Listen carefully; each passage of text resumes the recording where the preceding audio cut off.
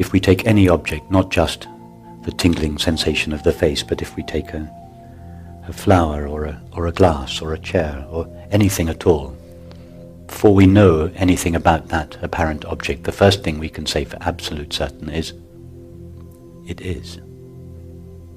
In other words, this isness, or the existence of things, is not a property of any one particular thing. It is what all objects share in common. So because this isness is not the property of any particular object, it is colourless, it is empty, it has no objective, definable qualities. So this is the first emptiness, and it is an emptiness that is confirmed by contemporary physics. If you look into the nature of matter, what you find there is empty. This is the first kind of emptiness, pure being. This empty being is appearing in this moment. It takes the shape of this vibration, or it comes into existence as this vibration. And then this morning we explored that further, and we had to admit there was one more thing we could say for absolute certain about the experience of this tingling vibration, and that is that it is known. It's not just being and vibration. Now when we look into this knowing, as we saw to begin with this morning, in order to visualize it, we added a spatial quality to it, and we called it a knowing field or a knowing space. As I described, this was just to enable us to think about it.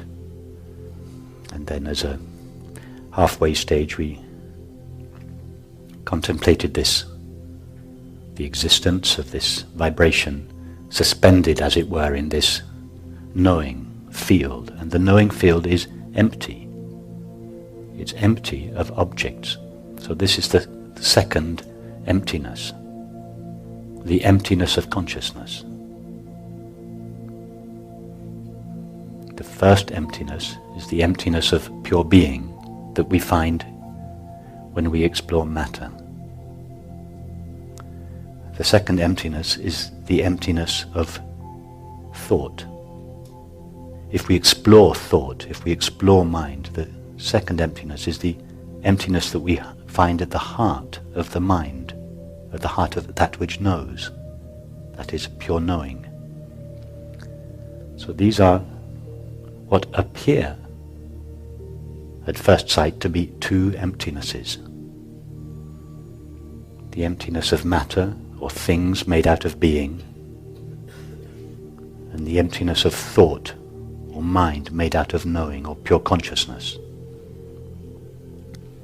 And if we didn't take our investigation any further, we could legitimately say there are two kinds of emptiness. One called being and one called knowing.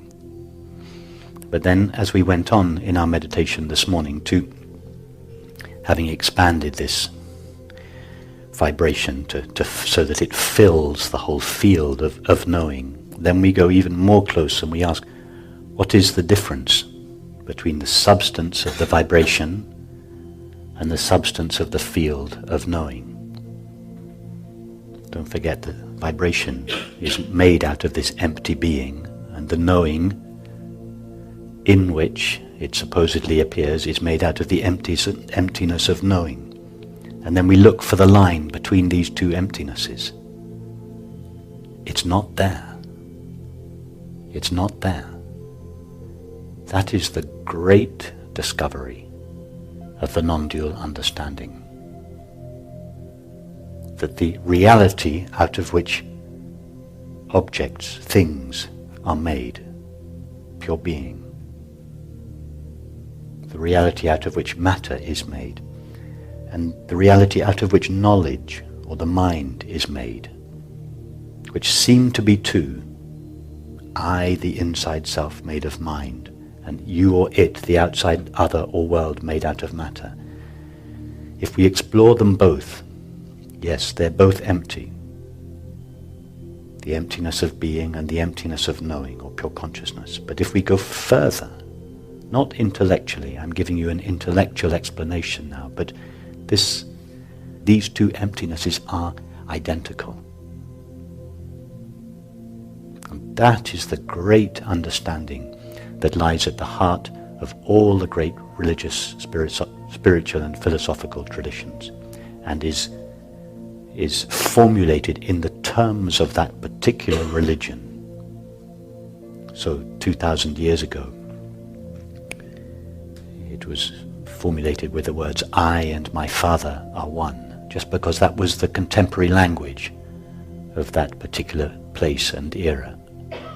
I, that is the essential, the ultimate reality of what I, this mind that knows, is, and the essential reality of that is known, are called my Father, the ultimate reality, infinite being, are identical.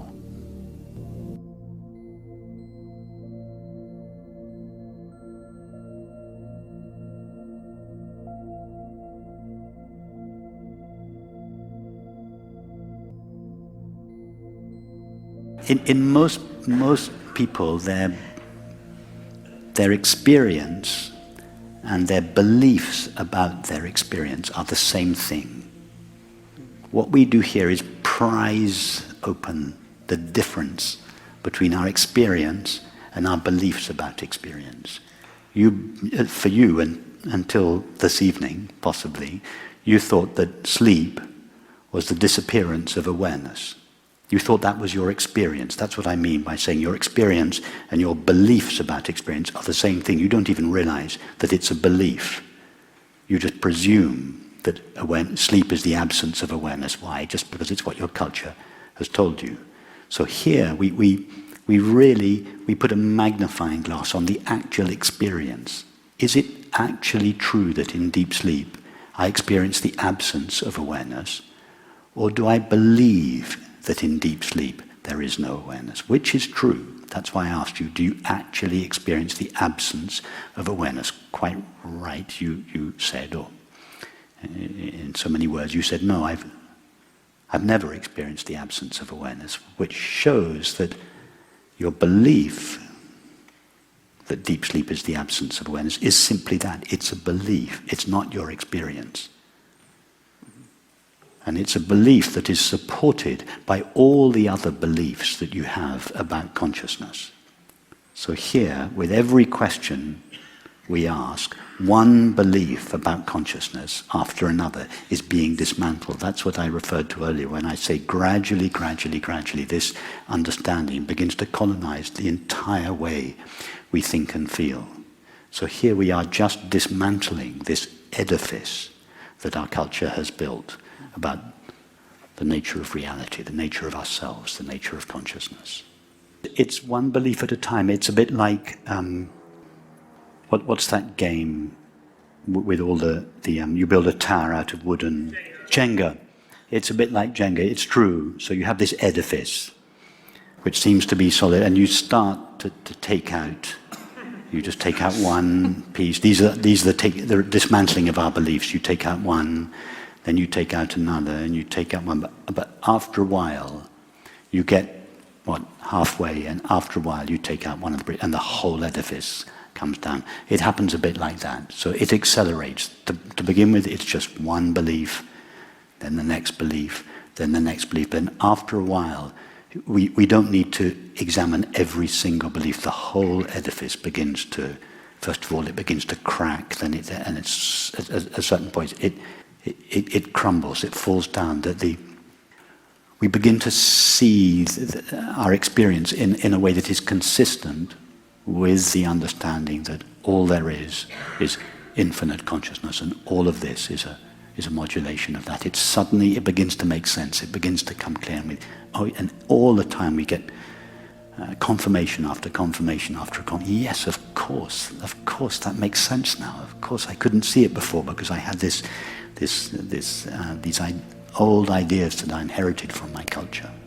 But you're doing the right thing, just questioning every single belief. Just keep doing that.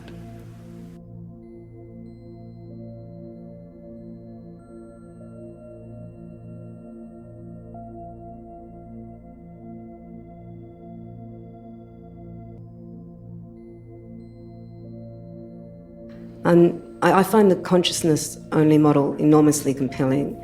And when you talk about it from an individual perspective, when you talk about experience from an individual perspective, it all makes perfect sense to me.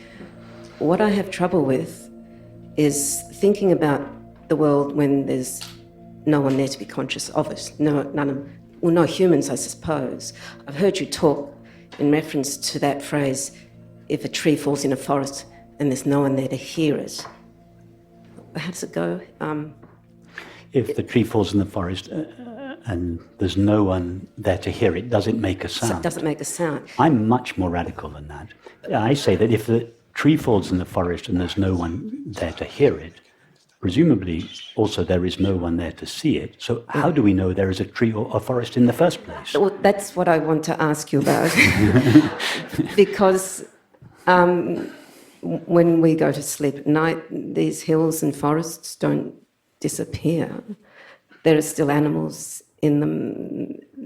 So how can you say we don't know there's a forest there? You've got a foot in both camps. You're presuming that when we do see the world, when we do perceive the world, it exists. And you're therefore having a difficulty with accepting the possibility that when we don't perceive the world, it ceases to exist. This seems impossible, and you're right. If when we perceive the world exists, then how could that existent world possibly disappear simply on account of the fact that we no longer perceive it? It's an intolerable proposition. It can be resolved like this. Not only does the world as we normally think of it exist when it is not perceived, I'm afraid the world as we normally conceive of it doesn't exist when it is perceived.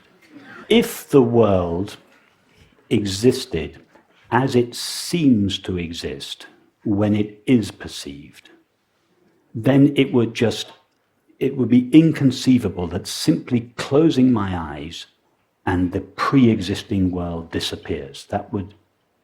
It cannot be so. However, what you have to see is that your question is based on an assumption. I understand that you're open to these ideas, but underneath these ideas, there is still this materialist presumption that the world is the way it seems to be. And as a result, you think this world could not possibly disappear when it is not being perceived. But maybe this world doesn't exist in the way we think it exists when it is being perceived. Maybe this world exists in exactly the same way that the dreamed world exists in a dream. After all, the dreamed world appears to us exactly like this world appears to us. It seems to be solid. It seems to have been here for longer than we seem to have been here. But when we wake up in the morning, we realize what appeared to be a solid, independently existing world was simply the activity of my own mind. In other words, the dream character looks through her orange glasses, her finite mind, and she sees, as a result, the activity of the dreamer's mind as the outside world. But could it be that the same thing is happening here? That infinite consciousness is dreaming a world within itself and simultaneously localizing itself as each of us, and that it views the activity of its own mind through the agency of each of us and sees itself as the world. So there is never really a separate, solid, independently existing physical world out there that exists whether or not we are perceiving it. This is just the activity of consciousness. And the activity of consciousness looks like a world when viewed from the perspective of a separate subject of experience.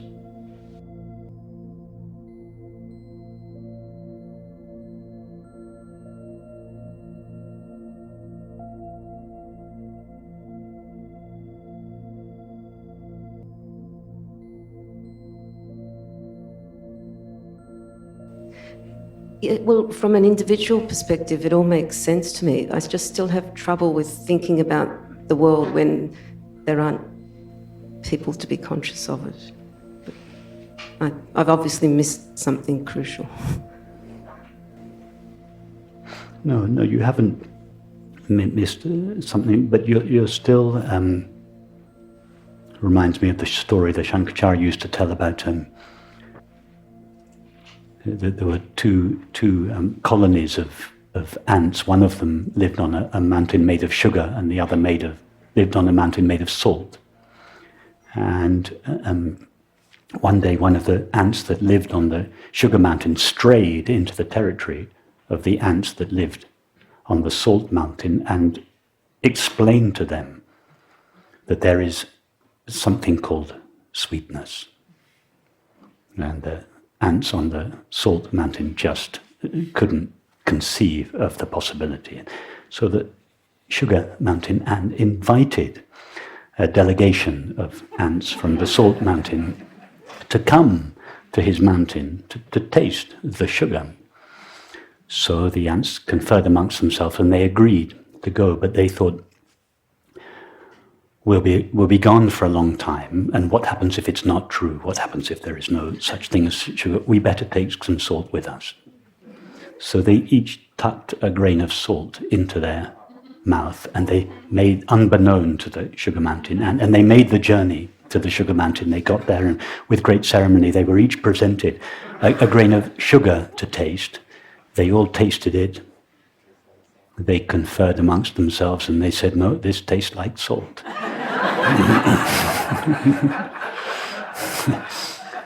So you still have a grain of salt in your mouth. Clearly. I don't mean that you personally. The materialistic worldview has been so profoundly inculcated into our minds, into the way we think and feel, that I have known people who have a deep understanding of non-duality and have been studying and practicing non-duality for 40 years, but still, at the core of their thinking and feeling, there is this materialistic view.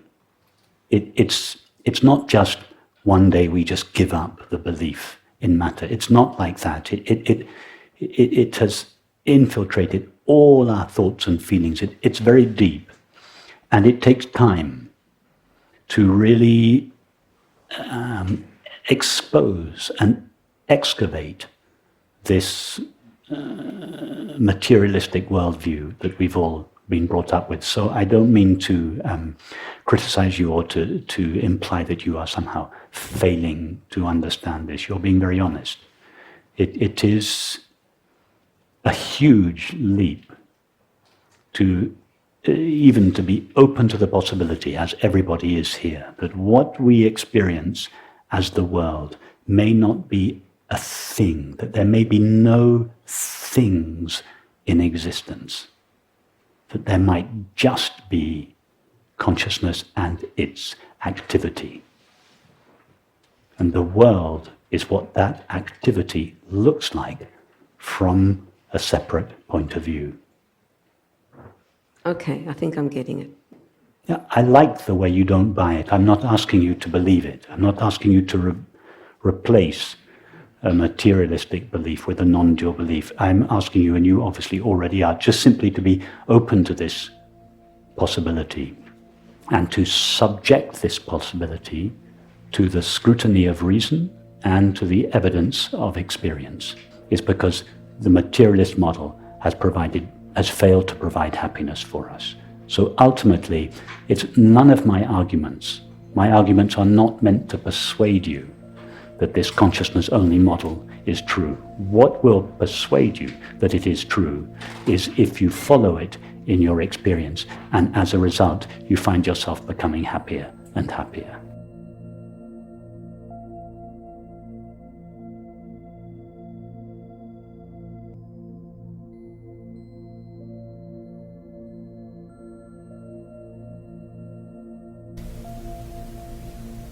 So what about music, which is the big thing for me. You know, going to a concert and feeling it feels like, I mean, I have to try again, you know, at a concert, feels like it just moves in this, maybe it causes sensation. Next time you go to a concert, shut your eyes for a couple of minutes before the concert begins and meditate in the way that we're meditating here. In other words, know yourself as this, it's not even a vast open field of sensitivity, it's a limitless open field of just pure sensitivity, pure knowingness. That one, it's not, it's just made out of empty knowing. You can't find an edge to it, you can't find a shape to it, you can't find an age to it, you can't find a gender to it. Without reference to memory, you would have no idea that you were sitting in a concert hall. Or just so establish yourself in your simple experience that you just are this limitless, sensitive, luminous in the sense that it lights up experience, this knowing openness. And then when the music begins, just see that the music is just made of hearing. Hearing is a modulation of this knowing. No new substance comes into existence when the music begins. It's just this pure knowing that is now taking the shape of hearing. The music it's not just appearing in you, it's made out of you. Try ask yourself, where does hearing, that this is the music, where does the hearing end and the knowing of it begin? Do it with this voice now. Because our only knowledge of this sound is the experience of hearing. Where does hearing end and the knowing of it start? It doesn't make sense. Hearing is only the knowing of it. And what is that knowing made out of? It's the intimacy of, it's yourself, this transparent, empty openness that takes the shape of all experience. Listen to music like that. You'll see that ideas about music taking place inside a body, I mean, they're so remote from experience that there's no body, no physical body present when you're listening to music. There's just this field, this field of sensitivity or openness or knowing, and it just suddenly takes the shape of hearing. So is it a story that Yes. I tell myself, Yes. that the body Yes. is thrilled, you know, or is The body relaxed? is or thrilled, yes, that's true. So why is the body thrilled? It's because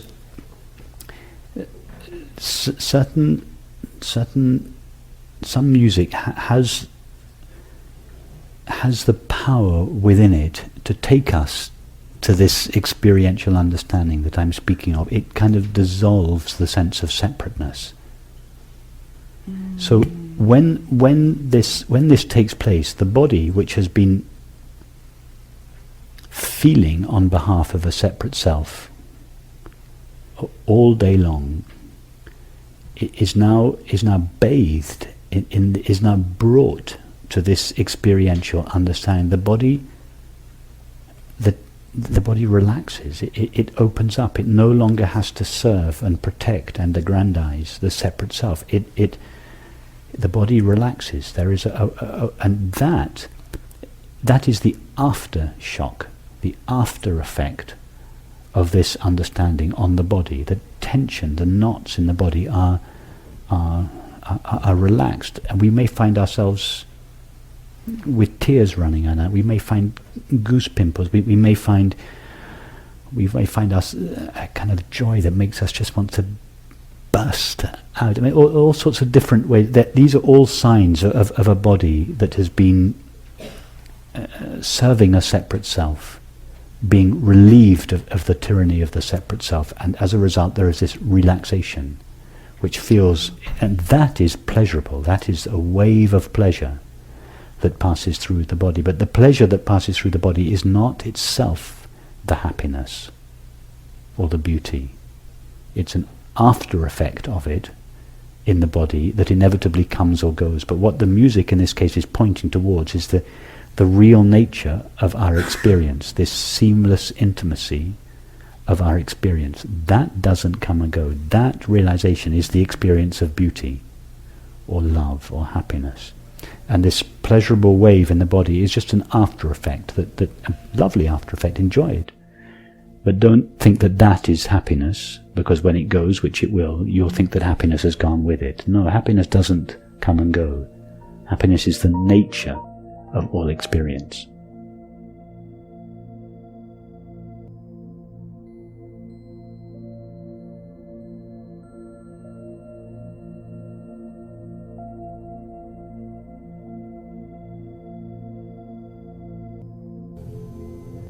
That is the great discovery of the non-dual understanding.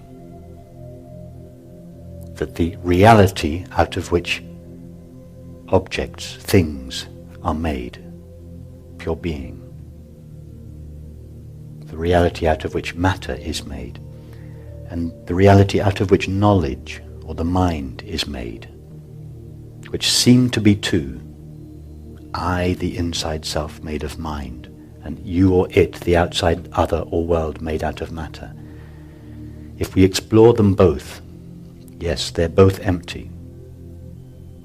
The emptiness of being and the emptiness of knowing or pure consciousness. But if we go further, these two emptinesses are identical.